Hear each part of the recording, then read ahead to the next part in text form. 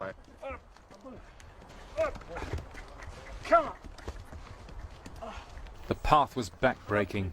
5 miles along a narrow saddle, a tortuous trek which Alexander's men did at night with snow still in the gullies. Come.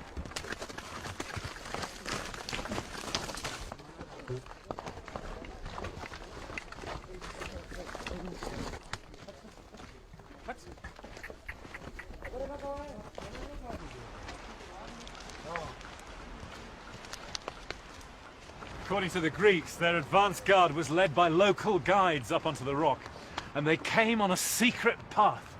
And there's only one way that could be, it's this. It comes across this narrow neck of land, which is the only way you can get onto the rock. The ground, as you can see, falls away dramatically on either side, with huge crags on either side. So this must be the route that the Greeks took.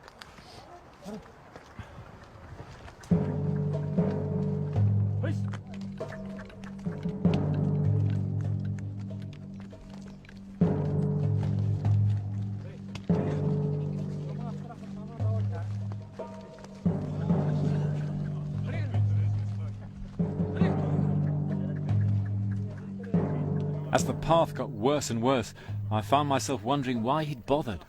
Were the people on top such a threat to him? The only explanation I could come up with was what the Greeks called Alexander's pothos, his desire to surpass even the gods.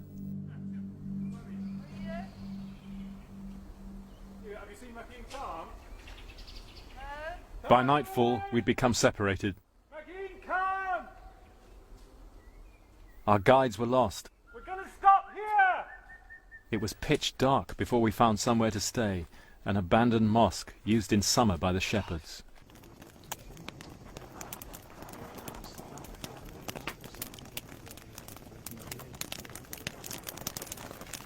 It's been an absolutely terrible walk. The terrain is just up and down, and even the donkeys could hardly make it. Much worse than crossing the Khawak Pass in the Hindu Kush. In fact,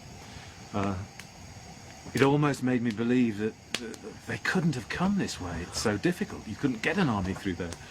But if they did, if this was the way, then it is the most amazing demonstration of their absolute determination to overcome their enemies.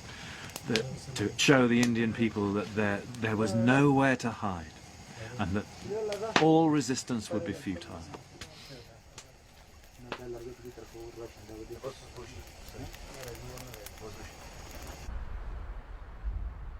Next day, in a chill dawn, we looked down on the Indus from 8,000 feet.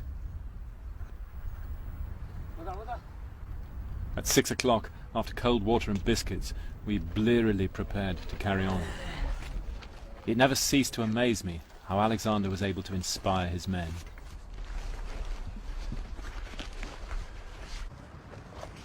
They must have been tough old birds, these Macedonians. That's all I can say.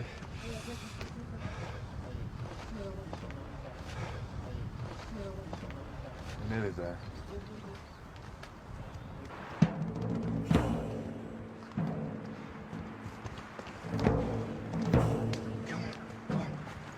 Come.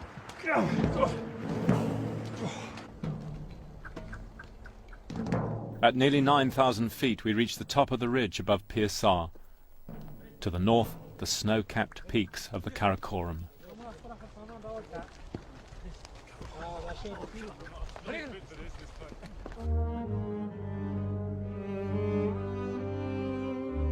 Alexander's men now discovered that a deep ravine lay between them and Pearsor itself, and unbelievable as it may seem, Alexander ordered his troops to bridge it.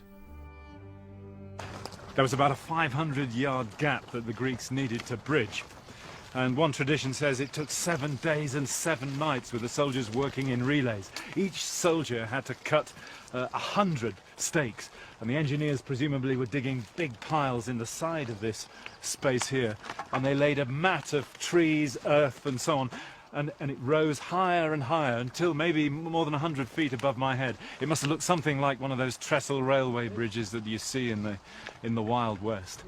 And within the week, they'd built the causeway up enough to allow their catapults and artillery to concentrate on the Indian defenders, and then the fate of the rock was sealed.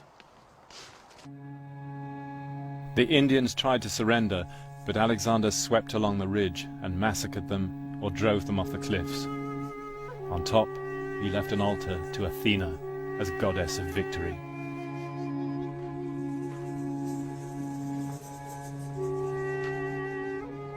Looking out towards the roof of the world, Alexander could reflect he had surpassed even Hercules himself.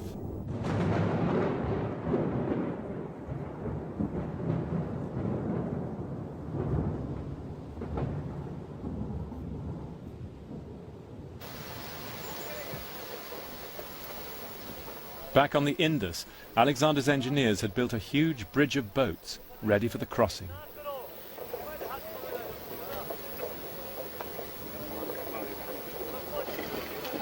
It must have taken them several days. By now the army was like a moving city.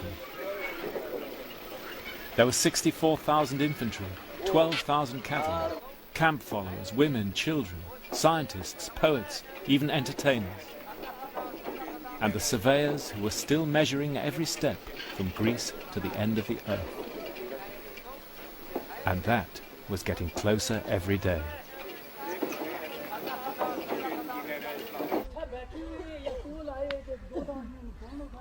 Alexander paused briefly at the ancient city of Chakesar on the Grand Trunk Road. Here a Greek city grew up, the first in the subcontinent. A city of neat lines, a place of colonists, set apart from the hubbub of the native town next door.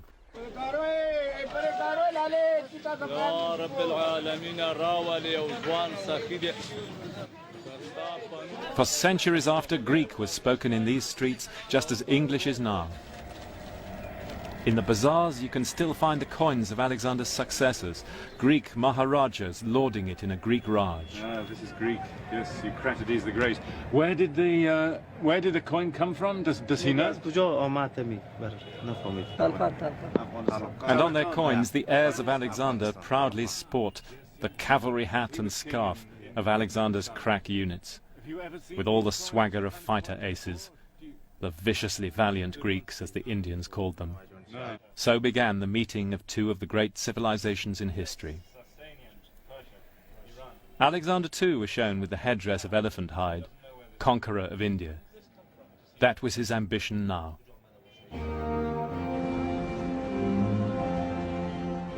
He marched on south, towards the Great Salt Range. Long before the Grand Trunk Road, this was the ancient route into India.